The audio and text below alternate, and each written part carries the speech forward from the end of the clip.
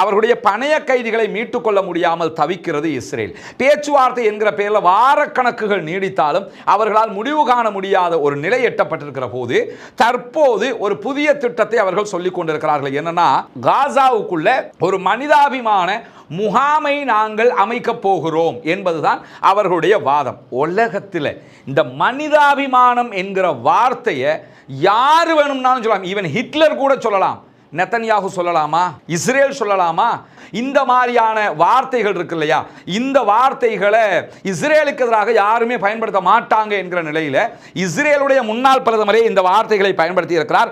Benjamin நெத்தன்யாகுனுடைய பேராசை செய்ய நினைத்தால் அதற்கான முயற்சியை எடுப்பான். ஆனால் அது மக்களை அகதிகளாக வேறு நாடுகளுக்கு வெளியேற்றுகிற ஒரு நிலையாக மாறிவிடும். ஆனால் ஆச்சரியம் என்னன்னா, இந்த பேச்சுவார்த்தைகள் இன்றைக்கு ஒரு 1 வீக்காக இந்த கதையாடல்கள் வந்து கொண்டிருந்தாலும் எந்த ஒரு அரபு நாடும் இது தொடர்பாக இதுவரைக்கும் எந்த கருத்துக்களையும் சொல்லாமல் இருக்கிறார்கள்.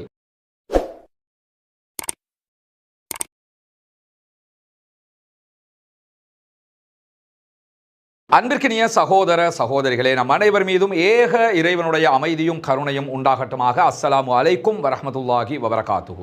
பாலஸ்தீனத்தினுடைய காசா பகுதிகள் மீது இஸ்ரேலிய ஆக்கிரமிப்பு இராணுவம் தாக்குதல்களை ஆரம்பித்து இன்றோடு 649வது நாளாக மாறியிருக்கக்கூடிய இந்த சந்தர்ப்பத்தில் காசாவிலும் காசாவை சுற்றி இருக்கக்கூடிய மத்திய கிழக்கிலும் என்னவெல்லாம் நடக்கிறது என்கிற செய்திகளை தான் இன்றைக்கும் நாம் பார்க்க இருக்கிறோம். நமக்கெல்லாம் தெரியும், இந்த காசாவினுடைய வார் ஆரம்பித்தது இருந்து பிராந்தியத்தில் பல நாடுகளிலும் பலவிதமான தாக்குதல்களையும் இஸ்ரேல் நடத்தி இருக்கிறது. குறிப்பாக யமனுடைய சனா உள்ளிட்ட ஹுதைதா உள்ளிட்ட பல பகுதிகளில் அமெரிக்க இஸ்ரேலிய இராணுவங்கள் தாக்குதல்களை நடத்தியது.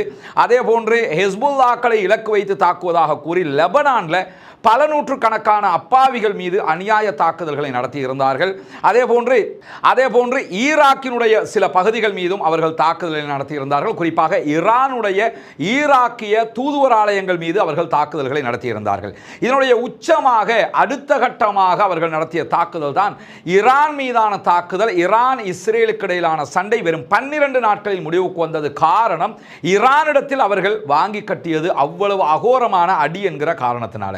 இந்த சம்பவங்களை தொடர்ந்து சிரியாவுக்குள்ளும் அவ்வப்போது தாக்குதல்களை நடத்தி வந்த இஸ்ரேலிய ஆக்கிரமிப்பு ராணுவம் இன்றைய நாளில் மிக கொடூரமான தாக்குதலை சிரியாவுக்குள் நடத்தியிருக்கு. சிரியாவினுடைய ஜனாதிபதி அலுவலகத்தை சுற்றியுள்ள பகுதிகள், பாதுகாப்பு அமைச்சினுடைய கட்டிடம், பாதுகாப்பு அமைச்சுக்கு சொந்தமான இராணுவ தலைமையகம் உள்ளிட்ட பல பகுதிகள் மீது அகோரமான தாக்குதல்களை நடத்தி இருக்கிறார்கள். இந்த தாக்குதல்கள் எதற்காக நடத்தப்பட்டது என்கிற முழு விவரம் இன்றைக்கு நம்முடைய ரஸ்மின் டாக்ஸ் என்கிற தனி சேனல்ல தனி வீடியோவாக வெளியிட்டிருக்கிறோம். பார்க்காத சகோதரர்கள் அதை பார்த்துக்கிட்டு